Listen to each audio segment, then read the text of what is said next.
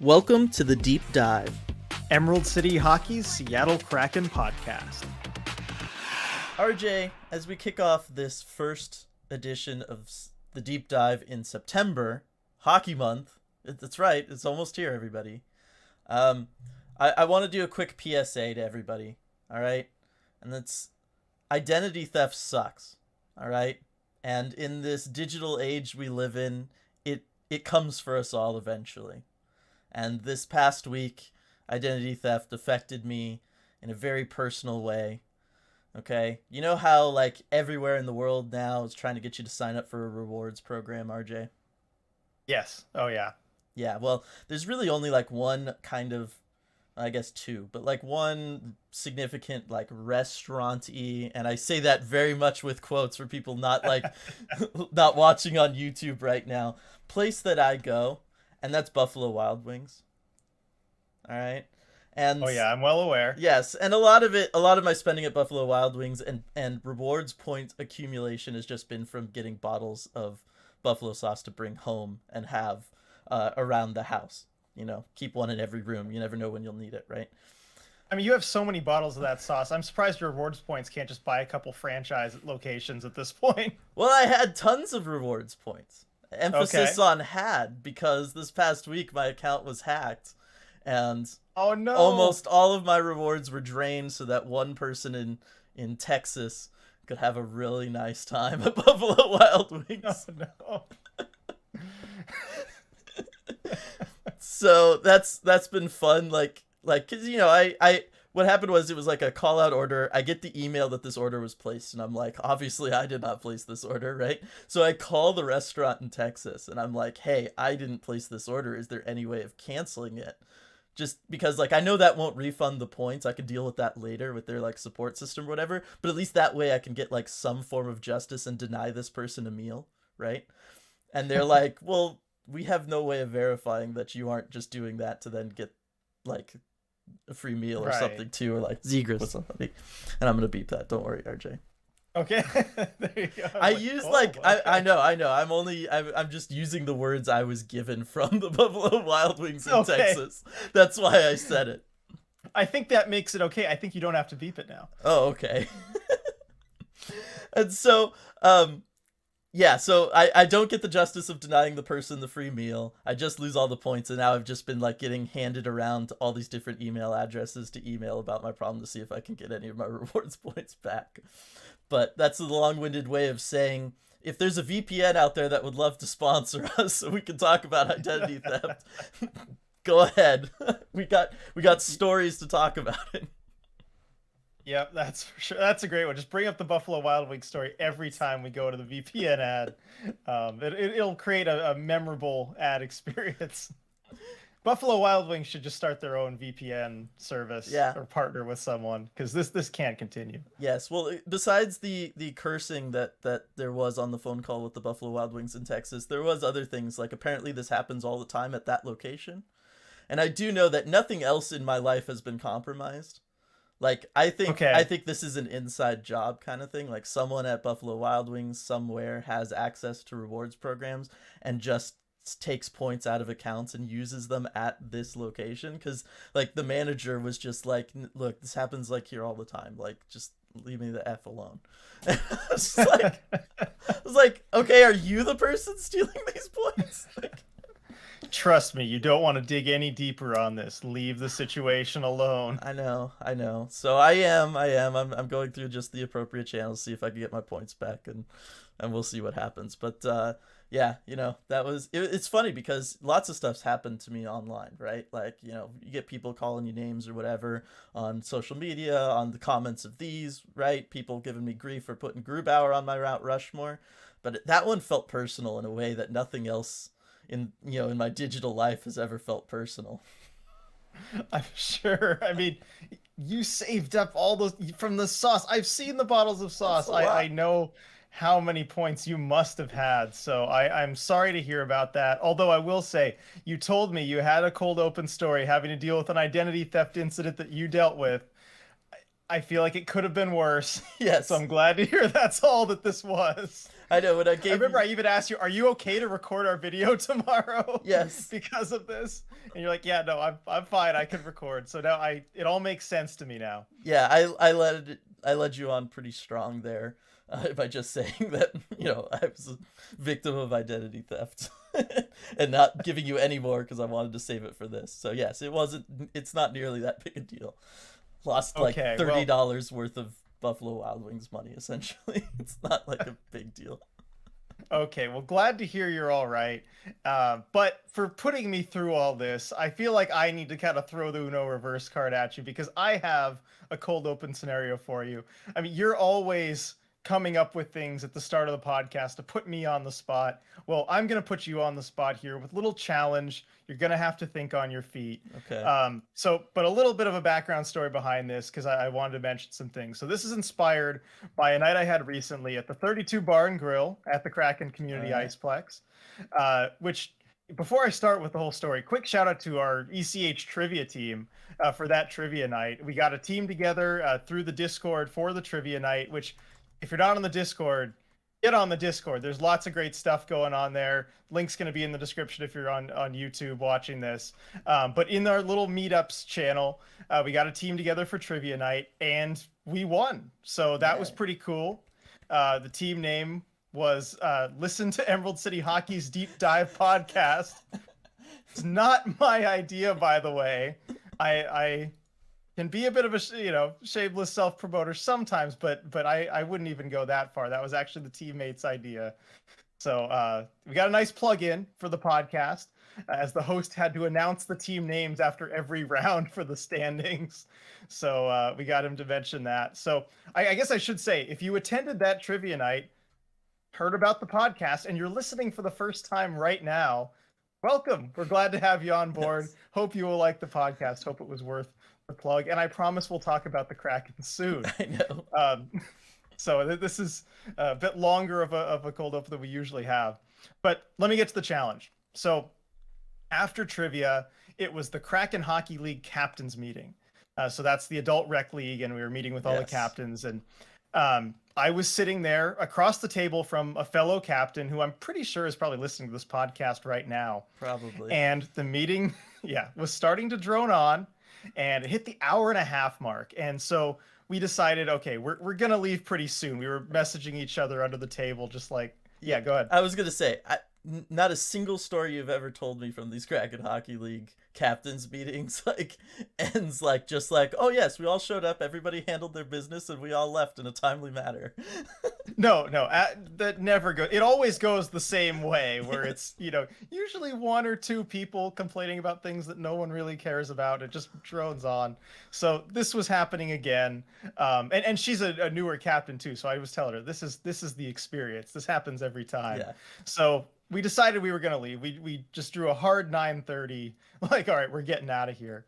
But as this whole thing is winding down, I should mention that they had food for us. So that was That's at least good. Nice. They had 32 Bar and Grill food, really took care of us. That was great. But as everything's winding down, they bring in a couple fresh pizzas, and everyone has already eaten, and everyone had lots of food. And I'm looking at these pizzas and I'm thinking, these are going to go to waste. Nobody's going to eat these pizzas. And you know me, I hate food going to waste more than just about anything else. And also, I love some good pizza. Yes. So I point out the pizzas to my fellow captain, and we're messaging under the table, and she says, "Put one in your pocket to bring back. I dare you." I just look up to her, and I kind of mouth her, "A whole pizza?" I was gonna say, I mean, you do. Are these full-size pizzas, or are these individual size? They're full-size pizzas. Okay. They're what you think of. Full-size pizzas. Yeah, that they put out for everyone. So I'm just a whole pizza? And she nods at me. Yeah, a whole pizza. In your pocket. That's what she said. All right. So I messaged back. I'm like, look, I love sneaking food out of places, but I don't know if I'm that talented. Yeah. But maybe Dylan is. Okay. So my challenge to you're at this captain's meeting. How do you sneak a whole pizza out of there? Go. Okay, so the first thing I thought of was actor Adam Scott. Okay. Of Parks and Rec fame. And I'm blanking on, what was his name on that show? Are you turning it into a calzone? Yes. That's exactly how Okay. you do it. So first off, I need to know like what kind of clothing I'm working with. Like, do I have like 90s parachute pants on or something that might have like an insanely deep pocket? Do I have a Are hoodie you on? wearing 90s parachute pants to trivia night, Dylan? Probably. Do Actually, I? that's true. You would. Yeah, I Okay. was gonna say. Do you? Are you? You're working with what I had to work with. You're wearing this That ECH hoodie. okay? Does that have like one of those like pockets in the front that like you can stick your Yeah, it hand all does. the It's way got the through? little pocket in the Okay, front. Yeah. so that's calzone size. So I'd get up, I'd walk over, and I wouldn't subtly do this because also I don't care if I'm caught because like I'm just gonna say, look, I've just wasted an hour and a half listening to these two problems this entire time that nobody but the people bringing them up care about. So I'm taking this pizza, and I don't think anybody would give me grief about that. But what I do is I get up, I go to the pizza, I fold it into a calzone, I stick then that calzone thing, because it's not really a calzone, into the hoodie sweatshirt, and I just, I hope it doesn't get too linty. Okay. Now I was thinking the other way because I'm like, as a bit, like, yeah, sure, maybe I would try and do that. I don't want to mess up my ECH hoodie though. I don't want to That's get true. pizza sauce. You can wash it, but still, like, That's true. I don't know, it stains. Yeah, okay, so That then was my downside. Do you have any other way? the only other thing I was thinking of is like trying to think of, because I'm assuming this pizza is sliced, so you can't just like Yes, kind it of is. like It is pre-sliced. yeah. Yeah. It's just like finding some way of like, yeah, I mean, I guess you could just divvy up the slices and start sticking them in different places. Okay. Like, around, just stick pizza slices in different places around your body. Or stack them up and carry them out like you're a circus sea lion or something. Just balance them all On on your your nose? nose. Yeah, and Okay. and walk out of there and see if anybody notices. But yeah, my best idea is just the folded up calzone style, stick it in a pocket, get out of there. All right, very good. Taking inspiration from Ben Wyatt, the character I definitely do like from Parks and Rec. Well done, Dylan. You've got the pizza out of the meeting room. The problem, one more problem though, is as soon as we got up to actually leave, because we didn't try and take the pizza, Yeah. everybody else got up. They were just waiting for somebody to give them Well, permission to. then So you just get up for the pizza, and then everyone gets up. okay, that's a key piece of information because then I would have just grabbed one of the pizza boxes and walked out under the cover of the mob. Let's see, they're not in a box. Oh, what? Oh, they're on They're on like a big, like a trays. big plate. Yeah, yeah, All on a right. big tray. I would just take the whole tray and I'd bring it back next week when I was coming back for trivia or whatever. Fair enough. Yeah, Again, that's true. I You're going just back to case. I, in life, everybody, here's the lesson: dare people to challenge you because they very rarely will. Nobody at the 32 Bar and Grill's gonna challenge you if you walk out with the whole pizza on a tray like that. Especially if they kind of know that you're vaguely there a lot. You'll just bring it back. Nobody's gonna stop you. There you go. All right. So you defeated the challenge This and is. you imparted a life I was lesson. gonna say. By the way, this is not legal advice. If you steal something and get caught, that's on you. Oh Because man. I'm advocating for borrowing essentially, not stealing. You're borrowing the tray Right. to get your pizza home in lieu of a go home container, because you don't have time to wait for a take home container, and you don't want to break up the pizza. Yep. So okay, hear that everyone. Borrowing's okay. Yeah, Whoever took Dylan's Buffalo Wild Wings points, just give them back. exactly. It's that Just easy. borrow them. It's that easy. Ugh, I could just imagine you with the whole pizza on a tray in your car, trying to get that home. I know. Be a lot of fun. Especially with my hockey gear in the back. My girlfriend in the passenger seat. I'd probably just be like, "Can you hold this for me There on you the go. whole ride back?" Yep. Oh man, so good. All right, so now that we're a quarter through the podcast, Could you tell it was a light news week, everyone? yeah, really. You'll all find out when we get to quick hits. But first, I want to talk about the question that we left everybody with last week at the end of the last deep dive, which was about the Portland Winterhawks, New Jersey, taking what a lot of people are saying is maybe too much inspiration from the Seattle Kraken, in the color scheme and just the overall layout of the jersey themselves. We didn't give our take on it, RJ, because we wanted to hear everyone else's take first, because we know what kind of trendsetters we are. If we give a take, everybody's just like, oh my god, that's genius, and they all have the same idea, right? And so Oh yeah. before I get to the user comments, because we got some really good ones, I just want to know what's your take on the situation. Do you think that they stole the Kraken's design too much? I mean, One of the things the comments point out, not to get too ahead of that, but my first thought was like a lot of junior teams have looks that are fairly reminiscent of NHL teams, and I think that's something I took into account. I did kind of like the old color scheme. I don't know that kind of blue really. I don't know. It's something different. I don't know that I ever Yeah. felt like that color, associated with Portland. And but if they want to go with that and really try and change things up, because I know they were really embracing a big rebrand in Mhm. their uniforms altogether, and this is certainly a way to kind of distance it from everything they've done in the past. Yeah, I think the big thing that's getting a lot of Portland fans, and myself included, is just kind of minimalizing the red, because I always felt like Hmm. that was the thing, right? And you know, a big deal if Portland's stealing a like NHL team's jersey. They basically did that for the first 45 years or whatever of their existence, right? Exactly. They were just straight up Blackhawks jerseys. So I don't know that it's that big a deal. I overall like the jerseys. Like when I first saw them, it was that initial shock of like, oh no, this is like, whoa, no, this is bad, right?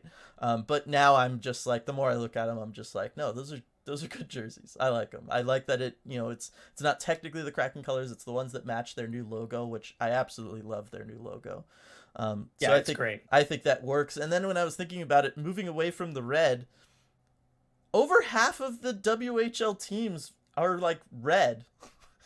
like, like it's There are a lot of red teams the in the league dub. is red. Go to their website. It's just red everywhere. All the teams are all red. Everything about the WHL is red. So, kind of going a little further away from the red, I don't think is a bad thing. I don't think they're infringing on anybody else's, uh, anything. I think they're fine. They've grown on me a lot. I'm probably gonna end up with one. Just knowing me, I love that new crest so much. But we had some good comments that I want to highlight.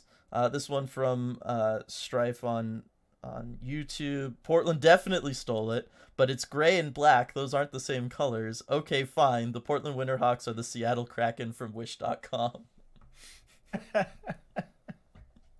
Oh, that is a great comment. Kraken from Wish.com. I like that one. Ty obviously had thoughts. Oh, Everybody I'm knows. sure. Everybody knows Ty. Also on YouTube, uh, black versus blue, samesies, red stripe on sleeves, similar sleeve layouts and light color around the waist. Differences: no stripe around waist. Waist gray isn't light blue and very different shape. Sleeves are different. Collar is lace up and carbon fiber pattern. Numbers are totally different. All that kind of stuff. I'm gonna paraphrase here. Sorry, Ty. Can't wait to get one so I can put them side by side. The stripes on the sleeve look like Panthers jerseys too, lol. People just want to cry. That's, well, yes, it's relatable. Life is hard, Ty, okay? I want to cry every so often. And with the Buffalo Wild Wings thing, I mean, who would blame you? I know. It was a lot, man, I'm telling you. And then Ty comes back later, okay? Okay. A separate comment. Do we want to talk about the T-Birds still wearing Hartford Whalers jerseys and even switching to dark blue the same time they did? This is normal WHL stuff. Spokane wearing Montreal jerseys since I can remember. So yeah, I mean, again, kind of bringing up the whole WHL teams. This is just what they do. Yeah, I mean, are you a WHL team in the Pacific Northwest if you don't take an NHL team's jersey design? I mean, if you're the Tri-City Americans, maybe you are, but um, I was gonna say no but one ever. otherwise, I was gonna say good on you for remembering they exist because I feel like they never get brought up. I know they really don't get mentioned, but they should. Yeah. Um, yeah, so it was an interesting one. It was fun reading everybody's comments. It seems like vast majority of people overwhelmingly were just like, whatever, this is what they do. Pretty So much. I think that's kind of the consensus we got. so there we go. Kraken management, if you're listening, probably not worth exploring a lawsuit. Doesn't seem like you're gonna have a lot of ground to stand on when this is just what happens. Nope. I mean, if If you our wouldn't, comments and everything are the jury, there yes, you go. if you wouldn't sue some small time factory somewhere in the middle of China for selling knockoffs on Wish.com, then maybe just don't sue a WHL team because it's like a 1-to-1 equivalency. Yep. Nothing different about those two scenarios in the slightest. Not at all. Okay, so that was fun. I have a really really fun one for the end of this podcast, a question I'm going to ask you, RJ, and everybody else. Like, it's unbelievably fun, so I do want to like lay that groundwork as we move into the actual Kraken stuff. Just want to throw that one out there because I can't wait. I've been sitting on this for a little while, actually, and I really can't wait to get it out there. But finally, now that we're 20 minutes in, RJ, let's get to the quick hits and let's talk about the little bit of news that did happen this past week as it relates to the Seattle Kraken. Right. So there was some news, and we'll start with the Kraken band. Yeah. The Kraken put out an announcement that they're going to have a band that's plays regularly at Kraken games this season. It'll be the Kraken band. So live music was a big part of the game day experience last season. Something that I think we both really enjoyed for the games that we were at, seeing all the different bands that kind of came through. I mean, they'd really cycle through, different ones all the time. But it sounds like they're going to have a more regular band this season. And they have the listing here because if you've got some musical talent, you want to apply for this, they have the listing up. They're looking for band members who can help create a high energy, excellent, and entertaining game day experience for fans. It's a professional level ensemble, and members must be able to attend a majority of rehearsals. And this is key, I think, about 30 of the 41 home games. So it does leave some spots open for maybe some local artists, some things you'd want to do there. Uniforms and instruments will be provided except for trumpets. So thought I should mention that. All right. So you must have your own trumpet if you want to play one of those. So ska music confirmed. Yep. Yeah, no, maybe it's a ska band. We can only hope, I think. That'd be fun. It does mark a departure from what they were doing last season. They had a lot of local artists come through, local bands, but as you pointed out on the Discord earlier, that can be a lot of a headache booking all those acts. So what do you think of the idea of having a full-time dedicated team band? I think it could be a lot of fun. I think it's one of those things that, yes, I know a lot of people are disappointed that you're not going to see as many local artists kind of get a chance to, show off in front of everybody and introduce a lot of people to their music. And as you said earlier, it does sound like there are some spots still to do that. But yeah, I just know that is such a headache to try to put together and manage and stay on top of and make sure everything is set for all of those games each and every time.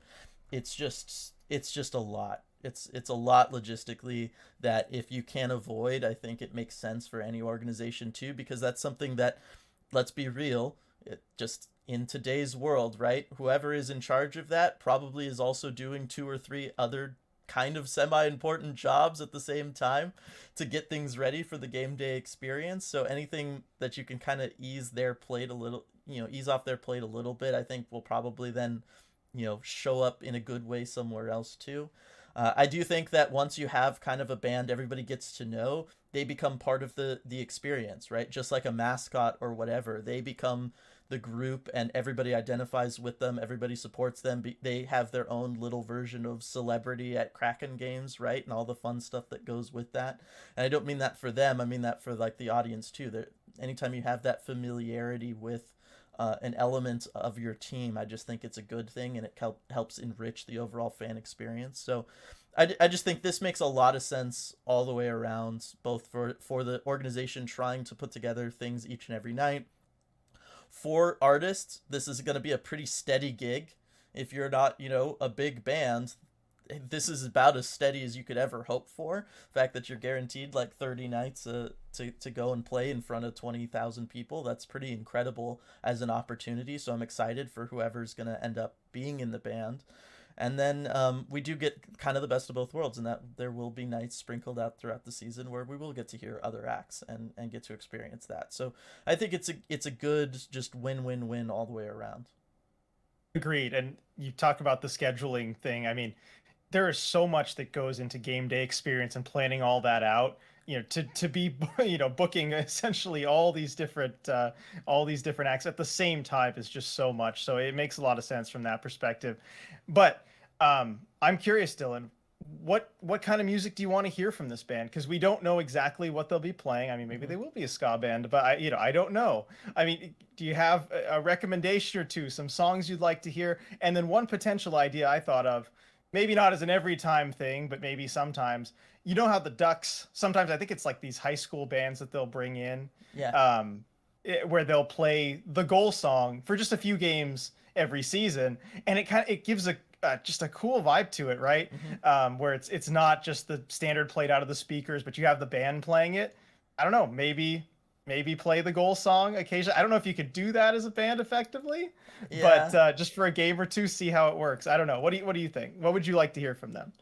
Yeah, I don't know about that just because it's like, okay, you're gonna play Nirvana like in front of the Seattle crowd, like that's like a They big one had to last ask. season. They had the School of Rock do it. That's true. They had That the is kids there. true. Um, yeah, I don't know. And I will say this too: the fact that the instruments are provided, I think, is another big thing because part of the logistical nightmare of booking all these bands and making sure everyone shows up is also then like having to get all of their equipment unloaded from whatever they're using to transport it and get it up and set it up on time and all that kind of stuff. The fact that the equipment's probably staying in the building, it'll all be easy. Like again, if you've ever been a roadie, if you've ever been anything like anywhere, like that is just huge. It's just a big, Yeah, big no, deal. another thing that'll help logistically, except the trumpets. Yes, Remember that. yes. As for no, they just got to try to get those through security. Yeah, that's the issue. So Have maybe they fun with really that. don't want ska, and that's their way of like, look, we're open, but if you want to do this, you're in for it. Um, I don't know. I guess just like kind of a little bit of everything. Just some different genres and just kind of work through with some medley stuff, I guess. I don't know. I don't Yeah. know that I want it to totally be a cover band. I don't know that you need vocals really. Like I don't know if they're planning on vocals at all even or if it's just going to be instrumental.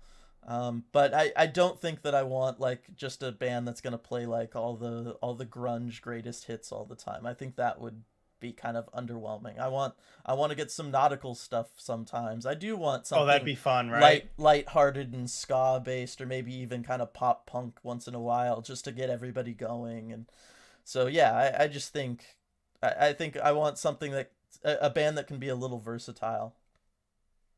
Yeah, no, I think that that'd be a great call. And one thing I like too about the Kraken, the game day experience, is how receptive they are to the fans too. Yeah. I bet you'll probably see even like a mid-season pivot or something to add some new songs based Hmm. on fan feedback.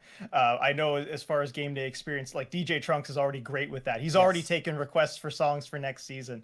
I know it's something the organization listens to. So excited to see what they come up with. Yeah, exactly. I mean, look, they hit it out of the park last year with the in arena experience. There's no reason to think that they're not going to do it with this too.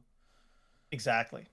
All right. So moving on to the next bit of Kraken news, and this one, let's see, a few days old here, but uh, Cale Fleury signed a 1 year contract. This was the last of the Kraken's restricted free agents.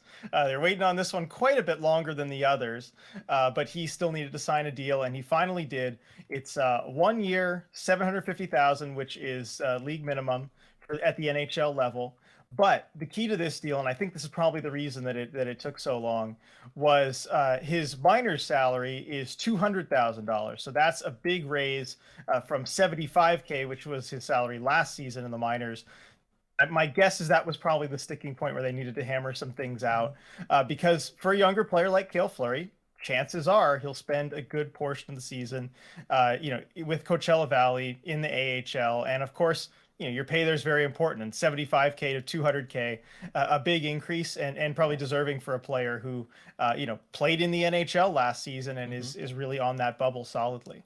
Yeah, it's kind of a way of rewarding somebody who's kind of just stuck behind this really crowded blue line. Like it's just kind of like you're throwing them a bone because you're just like sorry, like there's just we got 6 or 7 guys already. There's just no room for you, so to speak. So I am happy for him. He gets it. I think it's well deserved. But yeah, I mean, I look at the overall lineup for the Kraken, and I don't really know where he can slot in pre-injury. Exactly. It's going to be a challenge. And I got another question for you, though. Like, what are we kind of expecting from Cale Fleury? It gives us a chance to talk about him a little bit because we were waiting on him. Last season, 9 games, no points, averaged about 14 and a half minutes time on ice, so not a lot. I know you talked a lot last season about seeing his back too much, seeing Yes. that number 8, not facing the play. So, I mean, I guess I'll change the question a little bit. If you're Kale heading into training camp, what are you looking to improve to kind of work on and show the coaches to help earn that NHL salary? Yeah. I guess if I was a young player on the bubble like this, I would just pick one aspect and really try to become a specialist in it. I think for him, that's probably get better like in the offensive zone. I think that's probably your best path forward with this group and with the Kraken is to become more of a puck mover, really focus on that aspect of the game, even if it's just like learning from a Carson Soucy in training camp of, hey, you're super effective at getting it out of the zone and pushing it up to wingers along the boards. Teach me that. Like teach me what you're seeing, how you do that. I think I'd focus on those aspects of things because I think that's going to be most valuable to you and your career moving forward because yeah, I mean otherwise yes, focus on defense, right? But I just didn't really see a lot of the instincts there last year. Like you said, there was just so many times where he's in close to the Kraken goal but we're seeing his back and you just never really want to see that. You don't want to see your defenseman's back if you're say sit at center ice, you're sitting at center ice and you look at your own zone and the plays in the Kraken zone, you don't want to see your defenseman's back unless they're behind the net. That's the only time you want to see it. And with Cale Fleury, that was not the case last year. He wasn't good at keeping play in front of him, and that really keeps you from being able to be an effective defender. It means guys have gotten behind you consistently. You don't want that. You want to be between them and your goaltender. You don't want them between you and your goaltender. So I don't know that, obviously work on that stuff. You don't want to be in that same situation. But I think if I was him, I'd really focus on learning the little things and the nuances of the offensive game and try to really work on that stuff and use that as your path to the Kraken and see if after if there's an injuries happen, you can find your way into the lineup, maybe steal some power play time, or at least have a role on the team that they can say, hey, Justin Schultz got injured or whoever, and they're like, Cale Fleury's going to be the guy. Like he worked on this a lot, you know what I mean? And we liked what we saw from him in training camp. We liked how he could walk the blue line, all that kind of stuff. Yeah, puck moving right-handed defenseman is a need for the Yeah. Kraken still, I think, and certainly if anything were to happen to Justin Schultz, Cale Fleury, I think could see that as his opening. So, yep, but good to have him under contract. I think he'll be a RFA again at the end of this deal, so we'll have this whole thing again next summer, I think. Yeah.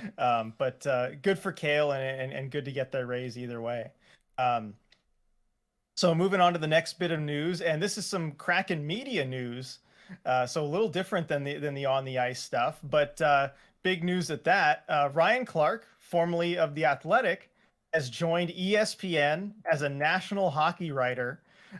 So, I mean, let's see. It says on the thing, will serve as an NHL writer across ESPN.com and ESPN Digital. So it'll be interesting to see, where we see him on the digital platforms. But big news, of course, there. Big name leaving the Kraken media room. And first of all, just want to say congratulations to Ryan. I mean, this is incredibly well deserved. He's an excellent writer. We'll certainly miss having him around. I mean, no one can lighten up a media room, especially in a losing streak with some, great jokes, some great banter, quite like him. And I think he's just going to thrive in this job. Oh yeah.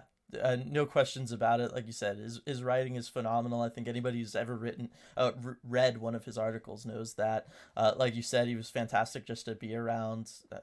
Always on point, both with his humor and with like questions to the coaching staff or the players. He always knew exactly what to ask people, so it was really cool to be around that and learn from him in that regard.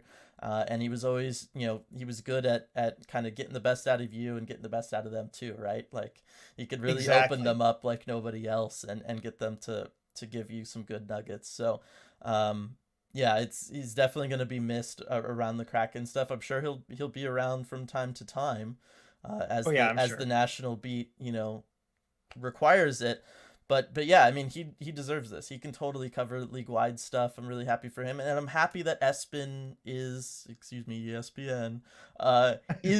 expanding and is bringing him in, because as far as I know, it's not like he's coming in to replace anybody. Like he's just an addition to their overall stuff. So I'm happy about that. I'm happy that they're embracing hockey a little bit more, because before it was really just like Emily Kaplan and Greg Wyshynski, and it was just like Yep. those two names were really it, and then they just hired a bunch of players to be like filler on TV between periods, you know. And so I'm happy that they're giving somebody like Ryan this really nice spot to be a national reporter for, you know, the biggest sports media company in the country. Like, that's huge. Exactly. And it's, their job really, ESPN, you've got the rights now. Sell the league, sell the Yep. players, sell the personality. And I think that's something they're working on. And who better to help do that than the guy who started the whole Morgan geeky, like this season, that amazing presser, like that was Ryan asking that question, just like, hey, is it true you have a Pizza Hut gold card? Like, okay, so if they were to ask you, like, hey, do you want to be a pitchman for, hey, homie, you want to be a pitchman for us? Homie, I am a pitchman. Like, imagine that, on the league level, helping with the player's personality. I mean, Ryan knows the game, in all aspects, inside and out. He's incredibly Mhm. knowledgeable, but he also has that side too, where he can get the players to open up. It's just, such a well-rounded writer, and I'm excited to see what he can do with some of the league's kind of top players to really tell their stories and help get those personalities out. Exactly. I think he's going to be perfect for this, and it's going to do a lot, hopefully, to help grow the game. Yep. Now, real quick before we move on here, while we wrap this story up, I want to tell a quick story just from training camp that's always going to stick with me because I think it's something that people should know about and shows kind of the guy that Ryan is behind the scenes. I remember on my first day of training camp, and of course I was quite nervous heading in there, just new to this whole media thing. I made a point to introduce myself to everyone there, and when I met Ryan, I asked if he had any advice for someone starting out in hockey media. And he was watching the players practice. It was kind of busy time. Training camp was going on, but he completely stopped what he was doing, focused it on the players, and sat down with me for like a good 15 minutes to just chat about how everything was going, gave some really helpful advice and some tips I was able to follow all year. And that's something, he didn't have to do that. He was busy watching practice and everything, but he saw someone new there to the media room and wanted to help impart some wisdom. So I'm just really grateful for that, and it shows the kind of guy that he is behind the scenes. Yeah, and I mean, didn't really ever know me because I wasn't around up there, but like Mm. he always treated me like you did. Like for the few Yep. games I was up there, especially when you were out with COVID, so it wasn't even like I was around with you and stuff. He was always very gracious and welcoming to me, and just treated me like, you know, one of everybody else, despite the fact that I wasn't around. And not everybody in the media room would do that just because they don't know me, right? Like they're just Yep. I'm just some like new person who showed up, you know, like at the end of the season. It's like, what's going on, right? But yeah, he was just always super super nice, and always kind of available to talk with you about that kind of stuff if you Yep. needed it. So it's never surprising when good things happen to people like that. I think, you always Yeah. see that kind of stuff come around. And lastly, who could forget about that awesome cameo in on one of our post game lives where he and Marissa showed up? Yes, That was a great moment for sure. for sure. Awesome, awesome stuff.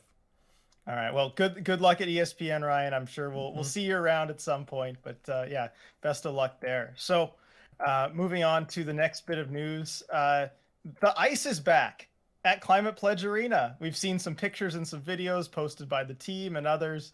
Um, yeah, they put the ice in, so one of those things that just Hmm. makes it feel more real. Like next season's coming. I haven't seen it personally yet. I've walked by. They've got the shades up, so you can't see in through Tightwad Terrace. But the ice is there. Not the ice slab, by the way. Don't anyone get too excited. The ice slab has been there, but the ice is there. So, any comments on the ice coming back to Climate Pledge Arena? Can you tell it's a slow news week? Yeah, I mean, you know, it's good. It means hockey's almost here because you can't play hockey without it. Yep, that's for sure. You do need the ice. I know street hockey's pretty fun, but that's not what the Kraken do. So yeah, ice back at Climate Pledge Arena. That We've covered that. Check that Okay, one off. I was gonna say we need to make note of that one next off season when things are a little slow. We need to do NHL team rankings based on how effective we think they'd be if it was street hockey. Ooh, that's good. That's a Yes, good okay, one. that's some August content right Yep, there. street hockey power Bookmark that for rankings. next Let's August. go. Yeah, All right, I like that one. All right. make sure you hang around, everybody, for that video. Yeah, hang around for that one next August. You're gonna love it. Yep. Um, all right. So last bit of news here, and it's not directly Kraken news, but it's very close geographically here. It's some big news for our rival, the Vancouver Canucks. Hmm. They have re-signed JT Miller to a 7-year extension, $8 million a year. So that's a pretty big ticket. And yeah, the JT Miller was the subject of some trade speculation, Yep. recently at the draft and everything. The Canucks decide they're going to just get him locked up long term. That kind of changes their outlook going forward. Hmm. It would have been a big deal if they had traded him, but instead they sign him. This deal will take him to the age of 37, so that is a pretty long commitment. What do you think of the JT Miller extension and how it affects the Kraken? Yeah. So I think you kind of have the best take on it. So I'll kind of save it that for you.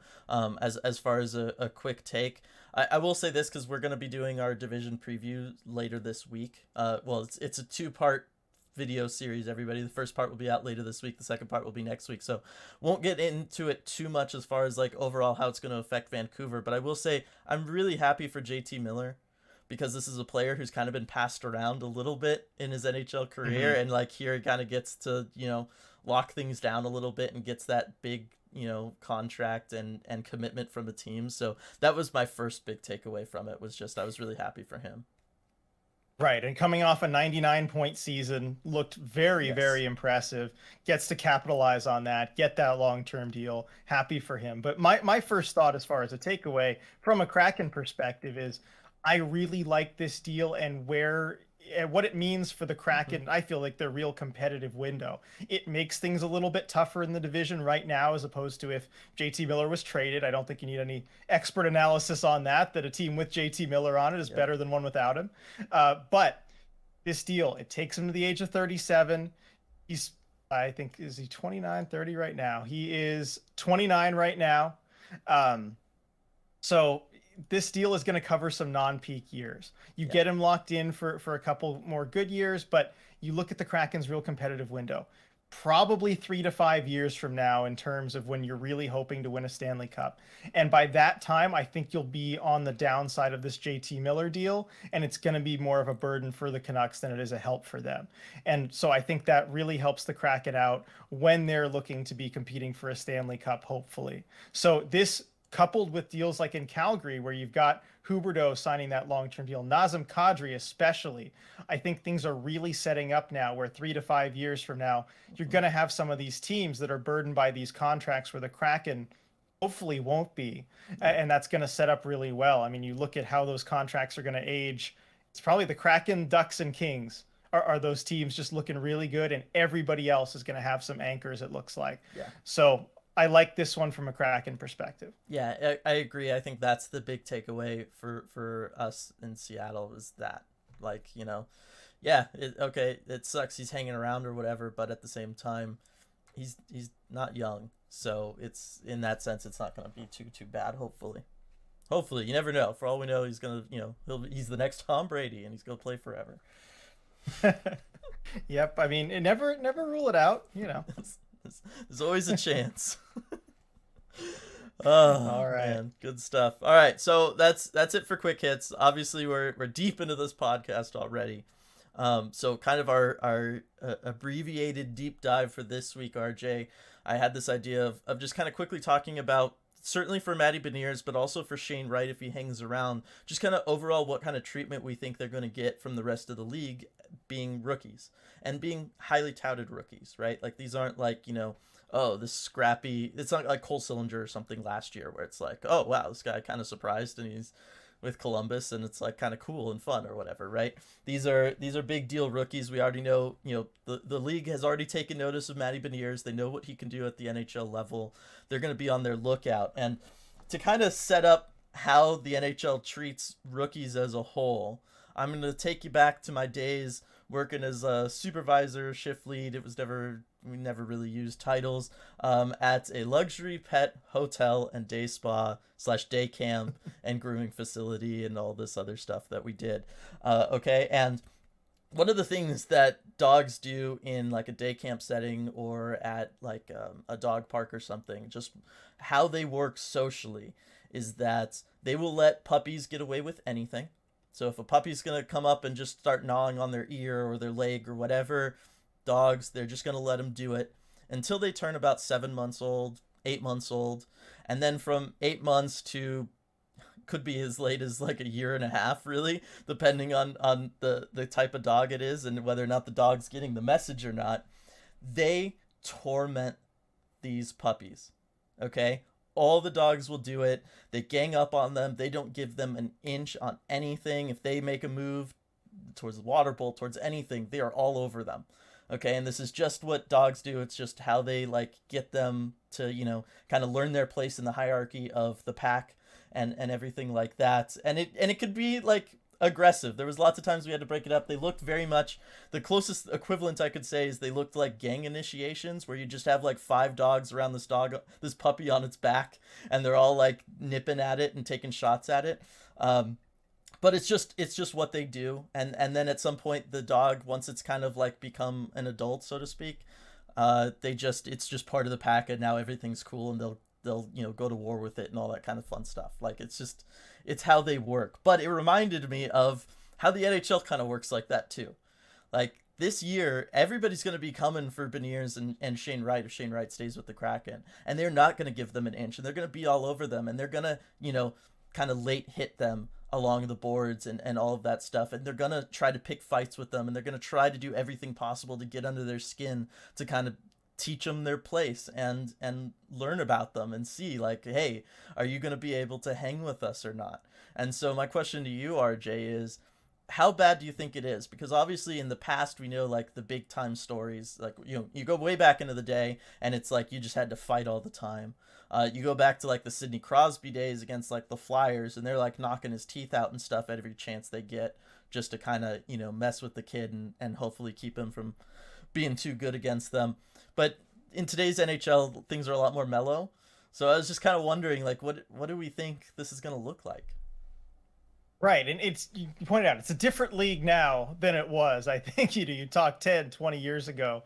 It's a different story as far as how he's going to be treated. The one I remembered that kind of first got that concept into my mind, I remember, was Tomas Hertl. Yeah. Coming into the league and kind of taking the league by storm right away as a rookie, and the between the legs goal. That was kind of the first conversation that I remember of, oh, is this, too much? Is he showing everyone up? Yeah. We've seen that a lot with Zegras recently now, but, Tomas Hertl back then, with that between the legs for his fourth goal of the game, people took notice. And for those first few games, of the season, he was kind of an unknown, and he was able to, get away with a lot where he didn't take a lot of physical contact. But after that, other teams started to focus in on him and really, give him a physical beating in some of these games before, unfortunately Dustin Brown, took him out with the knee on knee that ended his regular season. But I think it's something that you still, will see sometimes. And the thing with Beniers, I wonder, is just because he doesn't necessarily play all that flashy of a game. Yeah. That I feel like it shouldn't matter, but it does, I guess. Yes. Zegras, we've seen, has been a target of this, unfortunately, where some people, kind of take offense to that. But I still think that if Beniers is going to be the 1C, which all indications are that he is, he's going to take some punishment, especially as a younger player. We talked about he had those 10 games where he was essentially, what was the puppy there where, okay, you get away with, whatever. And essentially the Kraken, not the best team at the end of the season. But I do think that's probably over. And you're going to see teams start to take liberties with him. I wonder also about how the Kraken, coaches and everyone, the rest of the team is going to deal with that too. Mm-hmm. Because there was still very much this air of he's got the training wheels on at the end of last season, and not wanting to put him in spots where he's playing those tough minutes and in a position to really grind away and take some of those hits. Mm-hmm. I think you're going to have to put him in those positions more. Yeah. And we'll see how the team reacts to it, particularly some of the veteran guys, Yanni Gourde, like how's he going to react if Matty Beniers takes a big hit at the end of a shift? It's something that, you'd hope he stands up for him, but we'll see when you actually get into that situation. Yeah, it's going to be interesting. I think I agree with you. I think the lack of flash and the he's not going to do stuff that other teams are going to feel disrespected by. right? Like, oh man, Mhm. you just totally showed me up in front of all these people. I have to come after you. Like Zegras, and even Zegras didn't really get too hard a time. Like if it was 10 Right. years prior, even right, Zegras is Well, can pulling you that imagine? stuff. Yeah. Like, yeah, it would be brutal. Um, and so I think that matters. I think the fact that he is going to be playing first line minutes is going to matter too. Like teams generally, like you're just focused on stopping that line. Like if he's playing between Bjorkstrand and Burakovsky or something, like you're just going to be focused on stopping that line. You're not necessarily going to be like, oh, let me go out of my way to really, let me take myself out of this play just so that I can like, you know, teach this rookie a little bit of a lesson or something, right? Like because you just can't afford to, given who his line mates are going to be in all and the situations that he's going to be in. But like I said, I still think there are going to be times he likes to work along the boards. He's gonna get hit along the boards. He's gonna get rubbed in there, and he's gonna, some of those are gonna come late. Not late enough to be a penalty, but they're gonna come in a time that maybe they wouldn't normally for another player, right? I think that's gonna be the stuff he's gonna face. I think he might get some late kind of cross checks if he's net front, stuff like that. I think that's kind of how the NHL treats that stuff these days, where it's not quite over the top. Obviously, still people are going to be trying to pick fights with him. They're going to be testing him. They want to know if they can get in his head. So all that stuff's going to happen too. But I don't know that it's going to be super egregious. I think with Shane Wright, it might be, and I Yeah, I think think that's a different story because Matty Beniers had the benefit of being able to kind of fly under the radar. Was never really thought of as like the first overall yeah. pick in that draft. Goes to a team in Seattle that's a newer market. I think it's a different story for Shane Wright. Yes, and I think there is a level of respect for like the motor of Matty Beniers and stuff too. Like the fact that he's always going to be going. He's never in a position where he lets up on a play where he can then be taken off guard by a hit or something. You know what I mean? Mhm. And this isn't like to say like, oh, Shane Wright does or whatever, because 99.9% of players do. Like Matty Beniers is in that kind of special class where he's gonna just skate the full 200 feet back and forth for way too long, probably. um, but for a guy like Shane Wright, where there was national hype, people know who he is in the NHL already. He's going to be 18. I think that matters. He's going to be in his first game action. That matters. I think there's going to be a lot more of it with Shane Wright, especially as he works to try to figure out where he's in the lineup. I think that matters a lot too. He's going to be insecure. There's kind of no way around that because it's impossible not to be. You're a first time player in the NHL, and your role is not defined yet. Your job security is not defined yet. You don't know if you're going back to junior or not. Like there's a lot of instability in your life in that moment, and they smell that. Other NHL players, they smell Oh yeah. that, and they're going to feast off of it. So hopefully it's not too over the top physical. I think Shane Wright can handle the mental games and all that kind of stuff that guys are going to play. I think being in an organization led by Ron Francis, kind of first and foremost from a culture standpoint, and then all the guys down the lineup that can help him out with that. Larson, Yanni Gord, McCann, Eberle, all those kind of guys have been through it. I think they can help Shane Wright deal with all the mental sides of things. Hopefully it's just not too bad physically for him.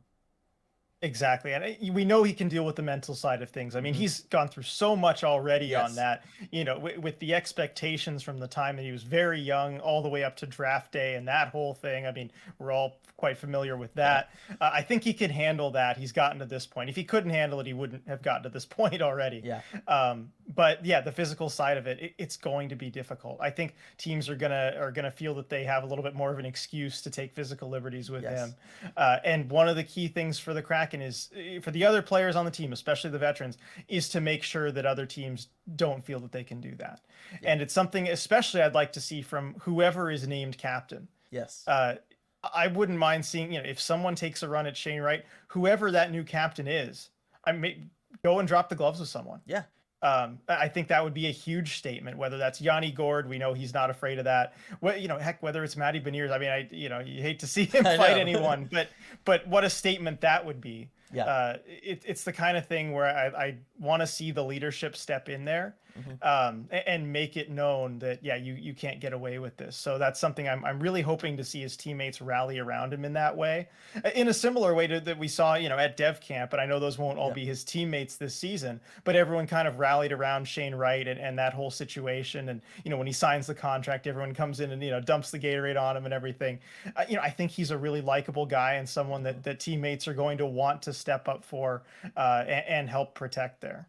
Exactly. I think the biggest question for him is going to be from the physical standpoint is it going to kind of be like a Mason McTavish situation last year, where Mason McTavish, again, kind of a two-way player like Wright, likes to play physical, likes to play in the slot, started off really strong with the Ducks, but by the end of the 9-game kind of trial period where you got to make that decision, already the cracks were showing from just the physical toll, and it was just, you know what, at 18, doesn't his body's not ready for it yet. You know what I mean? Like he's just kind of not ready for it, and that's gonna, I think, be the interesting situation to view with Shane Wright is, come the end of the 9 games that we assume he's going to get, how's he doing? Has his scoring fallen off? Is he looking a little slower? Is he looking a little more timid? Is he just looking beat up already, only 9 games into the season? Because it's a lot to ask of an 18-year-old still developing body to be put through that, where you're going to have 200 plus pound guys just banging into you night after night after night. It's just a lot. It's not a knock on Shane Wright. This is just something everybody has to go through. That's why you don't see a lot of 18-year-old NHL players. You know what I mean? Exactly. So that's what I'm going to be looking out for with him. And then with Beniers, obviously he's a little bit older. He's stronger. I believe in his lower body strength for him to work through things, but I'm still going to be curious if just over the course of an 82-game season, at what point do we see him fall off? Just about everybody falls off their first full season. At some point, they hit a little bit of a wall just because it is so much longer than anything they're used to playing before and more physical. Where does that come in for Matty Beniers, you know? Exactly. I mean, you have to, with these players, you have to assume it comes somewhere, and it looks different for every player. Yeah. But yeah, there's gonna be a wall. No player has, fantastic game all 82 games. That just doesn't happen at age 19. So, we'll see where that comes, and then also, how they deal with it too. Do you give them a little bit easier minutes? What do you do? I think it's gonna be a real challenge for the Kraken coaching staff. One, I think they're capable of meeting head on and tackling well, but it's gonna just something they have to think about down the road. Yeah, exactly. And maybe that means you don't start him off at 1C at the beginning of the year, just because you got to pace him a little bit. It's going to be interesting. These are all things to look forward to in training camp, which is this month, RJ, because we're in September finally. Yes.